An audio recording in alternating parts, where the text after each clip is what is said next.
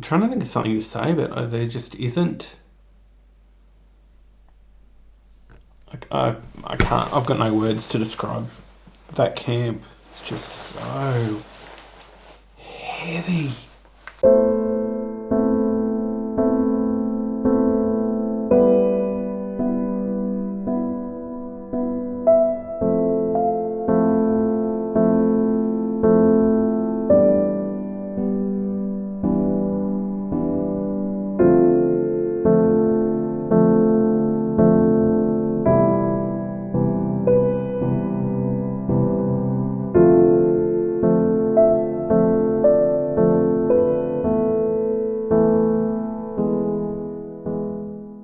So today we went to Dachau, and a lot of people know about Auschwitz, but Dachau not so much unless you are really into Holocaust and Third Reich and World War II. Dachau was the first concentration camp, opened in 1933, originally to hold political prisoners, so basically people that didn't agree with Hitler. And then over time, it turned into a fully fledged concentration camp, and about 200,000 people were processed through it. When the Allies liberated the camp and came and rescued the people that were in there in 1945, there were about 30,000 people that were in the camp at that time. I think I'm going to leave the big lens at home. No, take it with me, but I'll take the little one. I'll try and be more inconspicuous today.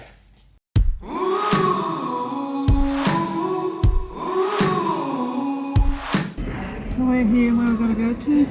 Hauptbahnhof. Hauptbahnhof.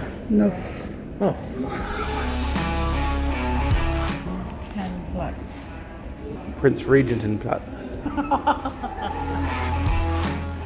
The easiest one is the line that we catch to get back, Arabella Park. It's probably not even how you pronounce it.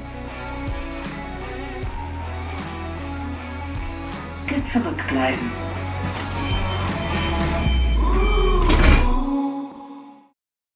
So we're at Dachau. I'm trying to be very respectful and make it not obvious that I'm talking to the camera. This place is cold, literally and figuratively, and eerie as well. The Dachau concentration camp is huge. 20 acres of guard barracks, an SS training school and factories, plus another 5 acres for the actual prisoner camp, where the tour was. The prisoner camp is made up of the courtyard, where the prisoners had roll call twice a day, the maintenance building, where new prisoners were processed, the barracks, and finally, the gas chamber.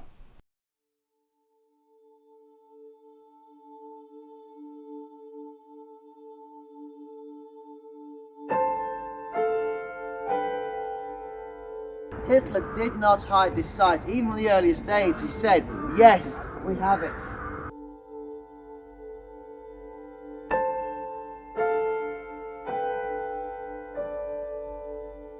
Blaming the Jews for something that went wrong in your life is one of the oldest traditions in European history. Jews have been consistently blamed for anything that could go wrong since the crucifixion of Christ. Plagues, crops, failed, Black Death, whatever, you blame the Jews.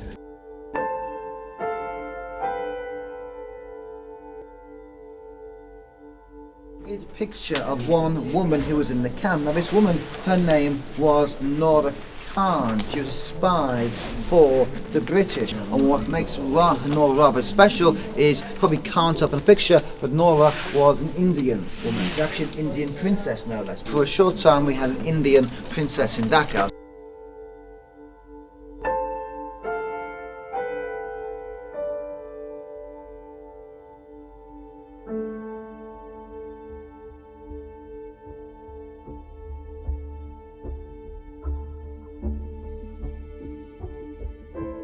When people would arrive at the concentration camp, they would get processed, and they were brought into this big square and flogged and beaten and really shown who was boss. This is the ash of the unknown prisoner. Even though we have so much knowledge about prisoners, in their personality, their looks in photographs, their histories, there are many people who've simply been lost, they've been erased.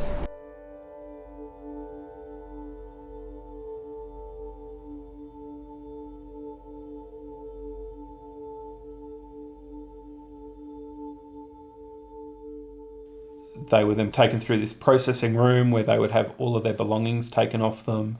They were stripped. The guards would purposely laugh at them and belittle them just to sort of strip away their dignity. So the new arrivals are asked, what's your name, age, occupation, so basic details, all written down in meticulous detail. And then they gave up all personal items, wedding rings, rosaries, necklaces, watches, whatever they had.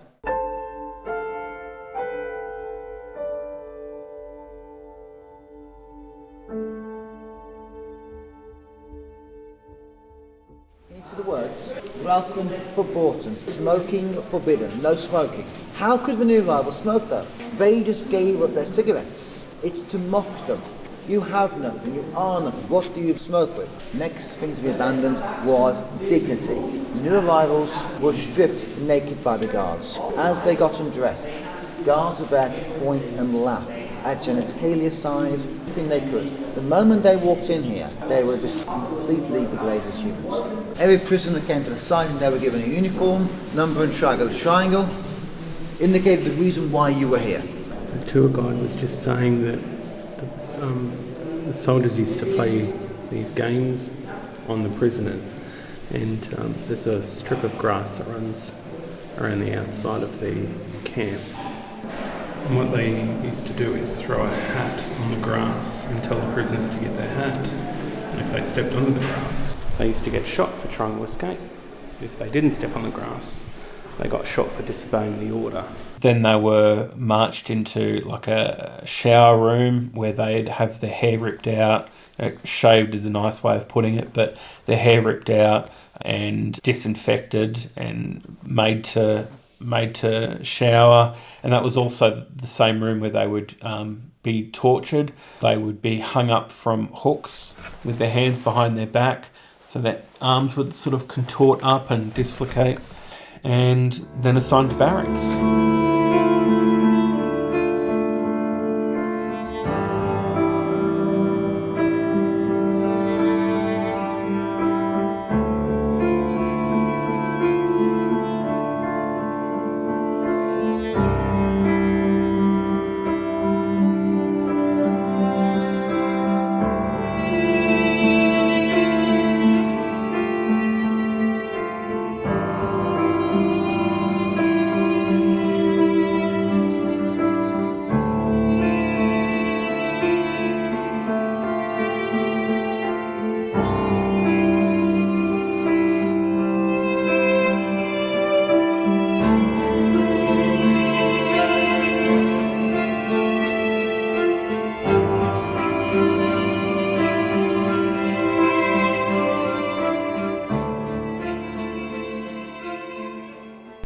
These things that you can see to the side here is where all of the rows of different barracks used to be,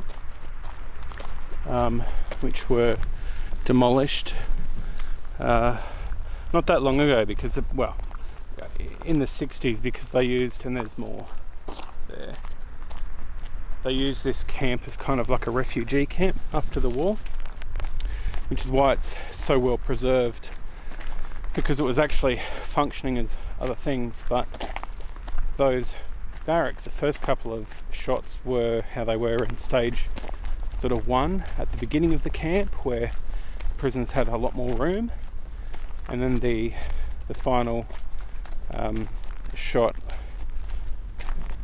was towards the end, where they had 400 people in that little room and really crammed them in like battery hens. They had 30 barracks, and at liberation they rescued about 30,000 people, so that's about 1,000 people per barrack. And a barrack is that long building, so 1,000 people in each of those buildings. Whew. Now I think we're going to the crematorium. Just like in Auschwitz, they were told that they were going to have a shower, so they would strip off from their prison clothing, go in thinking they're going to have a shower, and they weren't. They were gassed to death, and then dragged along the ground, by metal hooks and thrown into an oven. So you hear about this stuff and you see it in movies and stuff, but fuck. When you're standing in the gas chamber,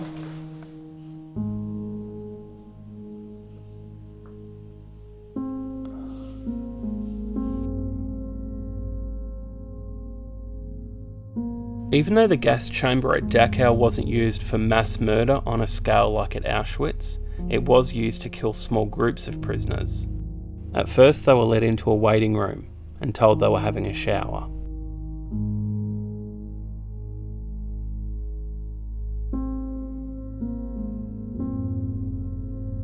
Then a disrobing room where they got undressed before entering the gas chamber.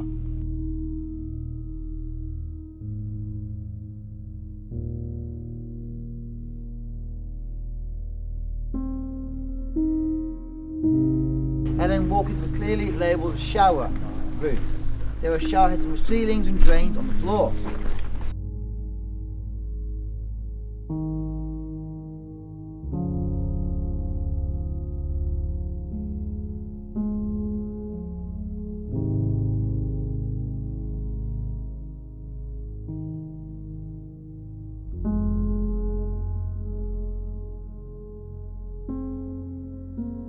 Afterwards, their bodies would be dragged out and placed in ovens by other prisoners who were forced to work there.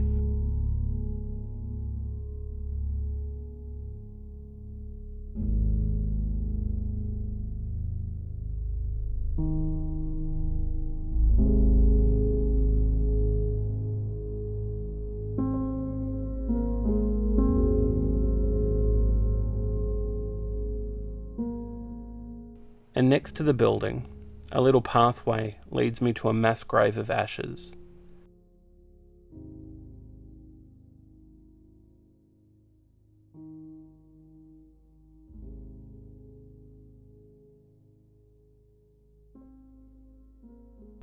And the bullet-ridden execution wall.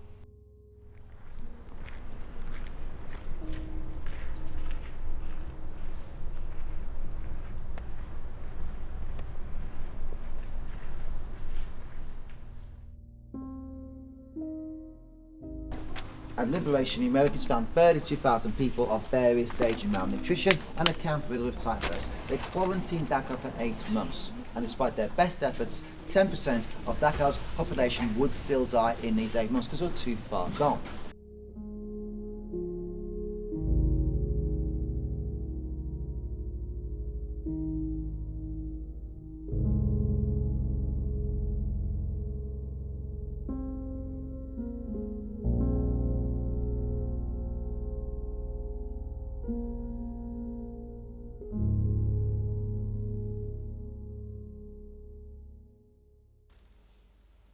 What a day.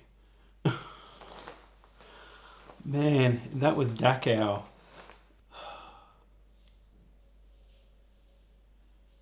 I kind of have no words. It's such an eerie place to be at. Yeah, I'm trying to think. Yeah, I can't. There's just... you just need to be there. You know, walking through, like standing in that gas chamber, like being able to touch the roof, you know, looking up into those vents where the gas would come down. It's crazy and haunting. You could like feel the bad energy in there. So tonight's our last night in Munich. Tomorrow we are flying to Poland. So it's only like 6 o'clock or something, but we're going to wash our clothes and get all of our stuff together. I think tomorrow we're going to take our luggage to Hauptbahnhof, which is the main train station. They've got a left luggage facility there where you can leave your luggage. So I think we're going to leave it there, go and explore the city a bit, go back to the train station, and then just train it into the airport for our flight to Poland. Yeah, what a day. All right. I'll catch you in Poland.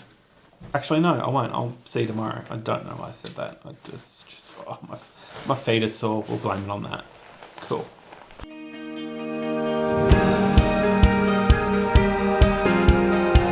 Last hours in Munich. That's it. I'm going to miss this place. It's actually quite cool. I never had any interest in Germany at all, but it's a cool little city. I like it. So we're going to the residence, which was a palace back in the day. Then we're going to come back and catch a plane. So this is what winter does to the greenery. Yet another Christmas market. Just randomly popped up out of nowhere in the middle of the palace courtyard. What's it called again? Glühwein? Mulled wine, and I got blueberry flavour.